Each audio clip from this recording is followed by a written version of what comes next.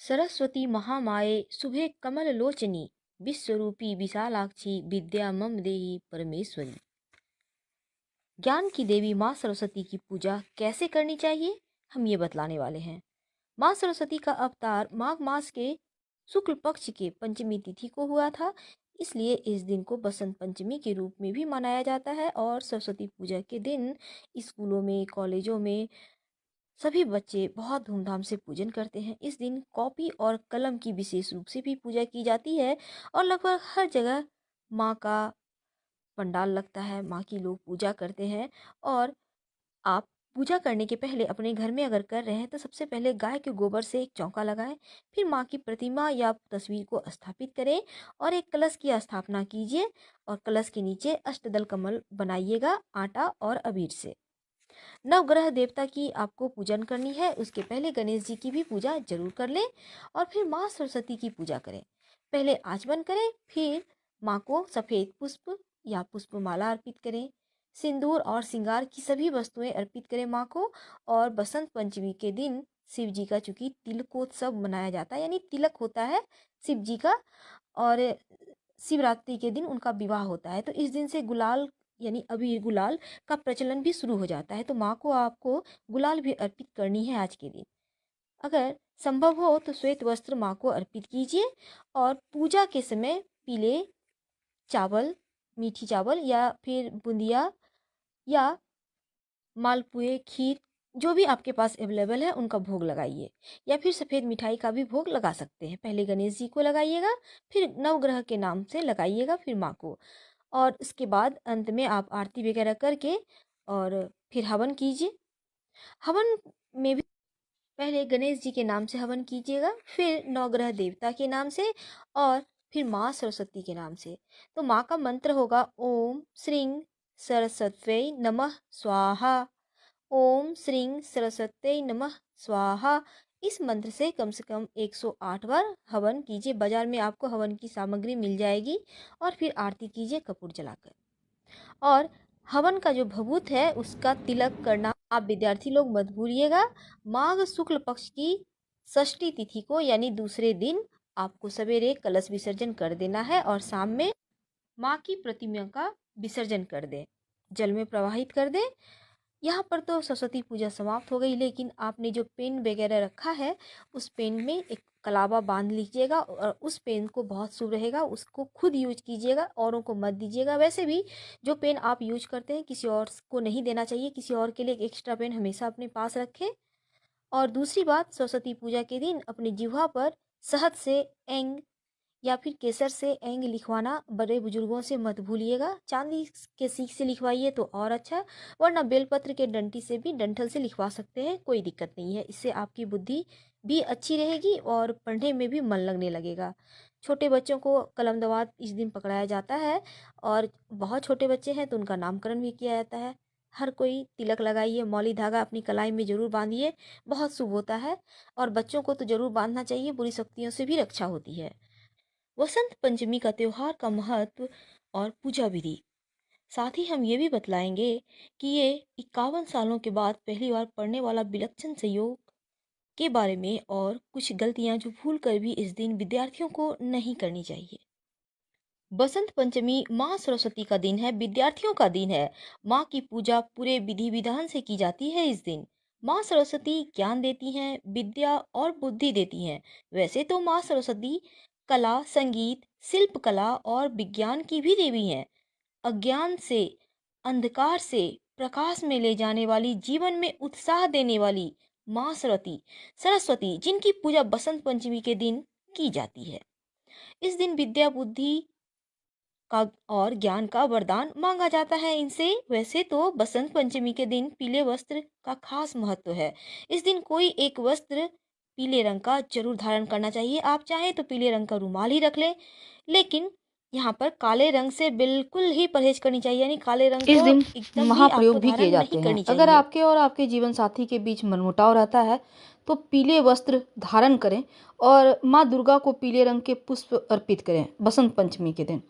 अगर आप विद्यार्थी हैं, पढ़ाई में मन नहीं लगता है, तो माँ सरस्वती को दोनों हाथों से सफ़ेद पुष्प अर्पित करें और एक मोर पंख उनको भेंट करें। बाद में उठाकर इसको अपने किताब में रख लीजिएगा या फिर अपने पॉकेट में भी रख सकते हैं, पेंसिल बॉक्स में रख सकते हैं।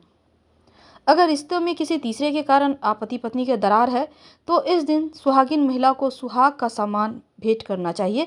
और दूसरी बात, इस दिन पान जरूर खाना चाहिए। धन बढ़ता है, कर्जों की समस्या से मुक्ति मिलती है। बसंत पंचमी के दिन माँ गौरी को, तिलकोत्सव भी है शिव जी का, तो माँ गौरी को पान अर्पित करें, घर में भी कर सकते हैं। और आपका जीवन साथी दोनों एक साथ पान का सेवन करें, प्रेम बढ़ेगा, धन आएगा, कर्ज मुक्ति मिलेगी। पान को शुभता से जोड़कर देखा जाता है, इसलिए इनमें से कोई एक उपाय जरूर कर लीजिएगा ताकि आपको ये बसंत पंचमी के दिन, चूंकि अद्भुत दुर्लभ शुभ संयोग बने हुए हैं, चार चोर यहाँ पर 4 राजयोग भी बने हुए हैं, इसका पूरा फल आपको प्राप्त होगा। तो स्टूडेंट के लिए खासकर ये दिन बहुत खास है, क्योंकि परीक्षा में बेहतर कर पाए इसके लिए माता रानी से आशीर्वाद भी तो आपको लेना है। इस दिन पतंग उड़ाने का भी विधान है और साथ ही इस दिन खासकर पीले चावल खाए जाते हैं। उसकी खीर भी होती है, मीठी चावल होती है और कहीं कहीं खिचड़ी के रूप में भी खाया जाता है। बसंत को सभी मौसमों में सर्वश्रेष्ठ और राजा माना जाता है। इस समय ना तो बहुत गर्मी होती है और ना ही सर्दी। पेड़ पौधे पर ढेर सारे रंग बिरंगे फूल लग जाते हैं। सरसों के पीले फूलों से सारा जहां चमक जाता है। और इस बार बसंत पंचमी माघ शुक्ल पंचमी की तिथि रविवार का दिन 10 फरवरी को मनाया जाएगा। इस दिन माँ सरस्वती ने अवतार लिया था, ऐसा माना जाता है। माँ सरस्वती ब्रह्मा की पत्नी के रूप में भी कहीं कहीं वर्णन आता है, साथ ही सरस्वती नदी के रूप में भी है। रविवार के दिन बसंत पंचमी का जो दिन है, अबुझ नक्षत्र है और रवि सिद्ध योग है, यानी दो दो बहुत सुंदर से योग बने हुए हैं और आपके लिए बहुत अच्छा रहेगा। और पूजा करने का सबसे शुभ मुहूर्त होगा सुबह 6:40 से लेकर दोपहर 12:12 तक। ये सबसे ज्यादा शुभ मुहूर्त है। और अपनी सुविधा के अनुसार आप सुबह स्नान कीजिए, स्वच्छ वस्त्र धारण कीजिए और बिना नहाए कुछ मत खाइएगा। साथ ही इस दिन माँ सरस्वती की आराधना कीजिए। आपके पास जितने भी कॉपी हैं, बुक हैं, पेन हैं, सब कुछ आप माँ के पास चरणों में रखें। उन पे पंडित जी से कहें थोड़े से चावल और पुष्प अर्पित कर दें। आपके जो आपने नए पेन रखे हैं उसमें कहिएगा मौली धागा बांध देंगे और ये मौली धागा लगा हुआ पेन से आप एग्जाम दीजिए, आप पढ़ाई कीजिए। आपका हैंडराइटिंग भी सुंदर होगा, पढ़ाई में मन लगेगा, पढ़ा हुआ याद रहेगा और सबसे खास माँ सरस्वती की कृपा भी आप पर बनी रहेगी। इस दिन मंत्र की भी शिक्षा दी जाती है। साथ ही जो छोटे बच्चे हैं उनका विद्या आरंभ भी इसी दिन से किया जाता है, क्योंकि ये बहुत शुभ दिन होता है विद्या बुद्धि ग्रहण के लिए। इस दिन माँ लक्ष्मी जी और भगवान श्री गणेश जी की भी पूजा की जाती है। वैसे भी बिना गणेश जी की तो पूजा आरंभ ही नहीं होती।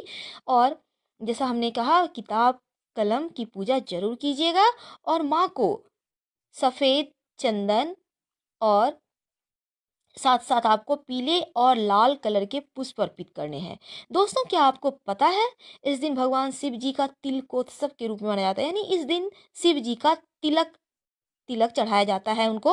और इस दिन से गुलाल खेलने का आरंभ हो जाता है फगुआ के गीतों के साथ, और अबीर खेलने की शुरुआत तो हो ही जाती है।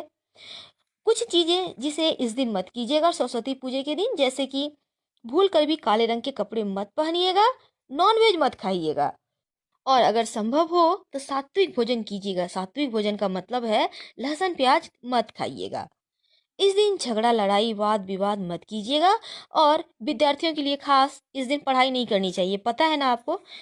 एक दिन आप पढ़ाई मत कीजिए, मस्ती कीजिए, जो पढ़ा हुआ है उसे ही आप याद कर लें और माँ की आराधना कीजिए।